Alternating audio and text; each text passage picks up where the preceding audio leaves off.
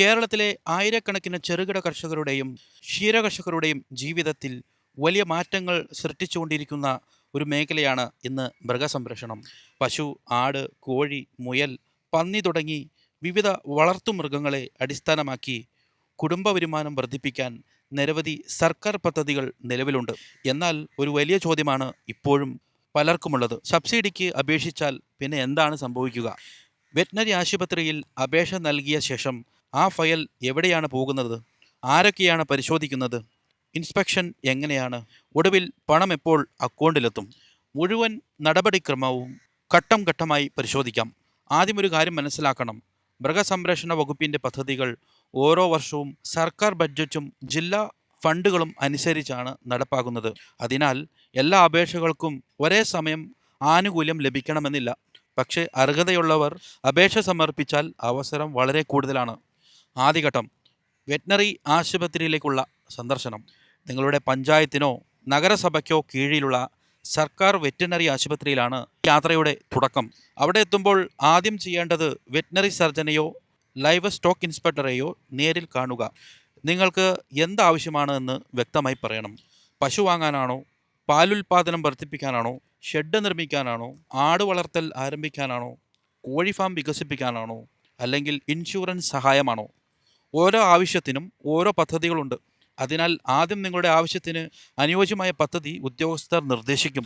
അടുത്തതായി ഔദ്യോഗിക അപേക്ഷാ ഫോറം നൽകും. ഇത് വെറും ഒരു ഫോം മാത്രമല്ല, പിന്നീട് നിങ്ങളുടെ മുഴുവൻ സബ്സിഡി നടപടികളും വിലയിരുത്തപ്പെടുന്ന പ്രധാന രേഖ കൂടിയാണ്. അതിനാൽ ഓരോ വിവരവും കൃത്യമായി രേഖപ്പെടുത്തണം. പേര്, വിലാസം, mobile number, Aadhaar number, bank account number, IFSC code, ഭൂമിയുടെ വിവരങ്ങൾ, നിലവിൽ വളർത്തുന്ന മൃഗങ്ങളുടെ എണ്ണം, പുതിയ പദ്ധതി സംബന്ധിച്ച വിവരങ്ങൾ എന്നിവ തെറ്റില്ലാതെ എഴുതണം. ഒരു ചെറിയ പിശക് പോലും പിന്നീട് ഫയൽ മടക്കി അയക്കാൻ കാരണമായേക്കാം. അപേക്ഷയോടൊപ്പം സമർപ്പിക്കേണ്ട രേഖകൾ. പല പദ്ധതികളിലും സാധാരണ ആവശ്യപ്പെടുന്ന രേഖകൾ ഇവയാണ്: ആധാർ കാർഡിൻ്റെ പകർപ്പ്, ബാങ്ക് പാസ്ബുക്കിൻ്റെ ആദ്യ പേജിൻ്റെ കോപ്പി, പാസ്പോർട്ട് സൈസ് ഫോട്ടോകൾ, വിലാസം തെളിയിക്കുന്ന രേഖ, ആവശ്യമെങ്കിൽ റേഷൻ കാർഡ്, ഭൂമിയുടെ രേഖകൾ അല്ലെങ്കിൽ മറ്റ് സർട്ടിഫിക്കറ്റുകൾ. രേഖകൾ സമർപ്പിക്കുന്നതിന് മുമ്പ് ഓരോന്നിൻ്റെയും വ്യക്തമായ കോപ്പി എടുത്തിട്ടുണ്ടെന്ന് ഉറപ്പാക്കുക. പലരും ഈ ഘട്ടത്തിലാണ് ചെറിയ അശ്രദ്ധ കാരണം വൈകി പോകുന്നത്. ഇനി എന്ത് സംഭവിക്കും? ഇനി ഫയൽ നിങ്ങളുടെ കയ്യിൽ നിന്ന് മൃഗസംരക്ഷണ വകുപ്പിൻ്റെ ഔദ്യോഗിക നടപടികളിലേക്ക് കടക്കുന്നു. ഉദ്യോഗസ്ഥർ അപേക്ഷ പരിശോധിച്ച ശേഷം അടുത്ത ഘട്ടമായി ഫീൽഡ് ഇൻസ്പെക്ഷൻ നിശ്ചയിക്കും. ഫീൽഡ് ഇൻസ്പെക്ഷൻ എന്താണ്? ഇതാണ് ഏറ്റവും നിർണായകമായ ഘട്ടം. വെറ്റിനറി ഓഫീസറോ ലൈവ് സ്റ്റോക്ക് ഇൻസ്പെക്ടറോ നേരിട്ട് നിങ്ങളുടെ വീട്ടിലേക്കോ ഫാമിലേക്കോ എത്തും. അവർ എന്തൊക്കെയാണ് പരിശോധിക്കുന്നത്? അപേക്ഷയിൽ പറഞ്ഞ സ്ഥലമുണ്ടോ? ഷെഡ് നിർമ്മിക്കാൻ സൗകര്യമുണ്ടോ? നിലവിലുള്ള മൃഗങ്ങളുടെ എണ്ണം ശരിയാണോ? പുതിയ മൃഗങ്ങളെ വളർത്താൻ ആവശ്യമായ സാഹചര്യമുണ്ടോ? വെള്ളം, തീറ്റ, ശുചിത്വം എന്നിവ ഉറപ്പാക്കാൻ കഴിയുമോ? പദ്ധതി വിജയകരമായി നടപ്പാക്കാൻ അപേക്ഷകന് കഴിവുണ്ടോ? ഈ എല്ലാ കാര്യങ്ങളും വിലയിരുത്തിയാണ് ഇൻസ്പെക്ഷൻ റിപ്പോർട്ട് തയ്യാറാക്കുന്നത്. ഇൻസ്പെക്ഷൻ ദിവസം ശ്രദ്ധിക്കേണ്ട കാര്യങ്ങൾ എന്തൊക്കെയാണ്? ഫാം വൃത്തിയായി സൂക്ഷിക്കുക, ആവശ്യപ്പെട്ട രേഖകൾ കൈവശം വയ്ക്കുക, ഉദ്യോഗസ്ഥർ ചോദിക്കുന്ന ചോദ്യങ്ങൾക്ക് വ്യക്തമായി മറുപടി നൽകുക, അനാവശ്യമായ വിവരങ്ങൾ പറയാതെ യഥാർത്ഥ വിവരങ്ങൾ മാത്രം നൽകുക. സത്യസന്ധതയാണ് ഈ ഘട്ടത്തിലെ ഏറ്റവും വലിയ ശക്തി. അടുത്തതായി, ഇൻസ്പെക്ഷൻ പൂർത്തിയായാൽ ഉദ്യോഗസ്ഥരുടെ റിപ്പോർട്ട് മേലധികാരികൾക്ക് പരിശോധനയിലേക്കായി അയക്കപ്പെടും. പദ്ധതിയുടെ സ്വഭാവമനുസരിച്ച് ജില്ലാതലത്തിലോ ബ്ലോക്ക് തലത്തിലോ കമ്മിറ്റി അന്തിമ തീരുമാനമെടുക്കും. ഇവിടെയാണ് അപേക്ഷ അംഗീകരിക്കണമോ വേണ്ടയോ എന്ന് തീരുമാനിക്കുന്നത്. ചില പദ്ധതികളിൽ 40%, ചില പദ്ധതികളിൽ 50%, ചിലതിൽ 60%-മോ അതിലധികമോ സബ്സിഡി ലഭിക്കാം. ഇത് ഓരോ പദ്ധതിയുടെയും സർക്കാർ മാർഗനിർദ്ദേശങ്ങൾ അനുസരിച്ചായിരിക്കും. ബാങ്ക് വിവരങ്ങളുടെ അന്തിമ പരിശോധന. അംഗീകാരം ലഭിച്ചതിന് ശേഷം വീണ്ടും ബാങ്ക് അക്കൗണ്ട് വിവരങ്ങൾ പരിശോധിക്കും. ആധാറുമായി അക്കൗണ്ട് ബന്ധിപ്പിച്ചിട്ടുണ്ടോ? KYC പൂർത്തിയാക്കിയിട്ടുണ്ടോ? അക്കൗണ്ട് സജീവമാണോ?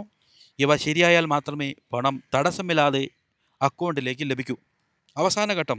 എല്ലാ നടപടികളും പൂർത്തിയായാൽ സർക്കാർ അനുവദിച്ച സബ്സിഡി തുക നേരിട്ട് നിങ്ങളുടെ ബാങ്ക് അക്കൗണ്ടിലേക്ക് ക്രെഡിറ്റ് ആകും. പദ്ധതിയുടെ സ്വഭാവം, ഫണ്ട് ലഭ്യത, ഭരണ നടപടികൾ എന്നിവ അനുസരിച്ച് ഇത് ഏതാനും ദിവസങ്ങളിൽ നിന്ന് ഏതാനും ആഴ്ചകൾ വരെ എടുക്കാം. ഒരു പ്രധാന കാര്യം: സബ്സിഡി ലഭിക്കുമെന്ന പ്രതീക്ഷയിൽ മാത്രം പദ്ധതികൾ ആരംഭിക്കരുത്. സർക്കാർ പദ്ധതികളുടെ നിബന്ധനകളും സമയക്രമവും മാറാൻ സാധ്യതയുള്ളതിനാൽ ബന്ധപ്പെട്ട വെറ്റിനറി ആശുപത്രിയിൽ നിന്ന് ഏറ്റവും പുതിയ വിവരങ്ങൾ ഉറപ്പാക്കുന്നത് വളരെ പ്രധാനമാണ്. കേരളത്തിൽ കഴിഞ്ഞ ഏതാനും വർഷങ്ങളായി ക്ഷീരമേഖലയെ ശക്തിപ്പെടുത്താനുള്ള ശ്രമങ്ങൾ വർദ്ധിച്ചിട്ടുണ്ട്. പ്രാദേശിക പാലുൽപാദനം ഉയർത്തുക, ചെറുകിട കർഷകർക്ക് അധിക വരുമാനം സൃഷ്ടിക്കുക, മറ്റ് സംസ്ഥാനങ്ങളെ ആശ്രയിക്കുന്നത് കുറയ്ക്കുക എന്നീ ലക്ഷ്യങ്ങളോടെയാണ് പല പദ്ധതികളും നടപ്പിലാക്കുന്നത്. അതുകൊണ്ട് തന്നെ അർഹരായവർ സർക്കാർ പ്രഖ്യാപനങ്ങൾ ശ്രദ്ധിക്കുകയും സമയബന്ധിതമായി അപേക്ഷിക്കുകയും ചെയ്യേണ്ടതാണ്. നിങ്ങൾ ഈ വീഡിയോ അവസാനം വരെ കണ്ടെങ്കിൽ ഇനി വെറ്റിനറി ആശുപത്രിയിൽ നിന്ന് ബാങ്ക് അക്കൗണ്ടിലേക്ക് സബ്സിഡി എത്തുന്നതുവരെ നടക്കുന്ന മുഴുവൻ പ്രക്രിയയെക്കുറിച്ച് വ്യക്തമായ ധാരണ ലഭിച്ചിട്ടുണ്ടാകുമെന്ന് വിശ്വസിക്കുന്നു.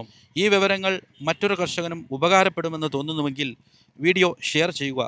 നിങ്ങളുടെ അനുഭവങ്ങളും സംശയങ്ങളും കമൻറ്റിൽ രേഖപ്പെടുത്തുക.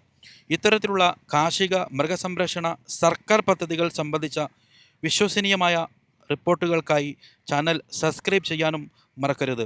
അടുത്ത റിപ്പോർട്ടിൽ വീണ്ടും കാണാം.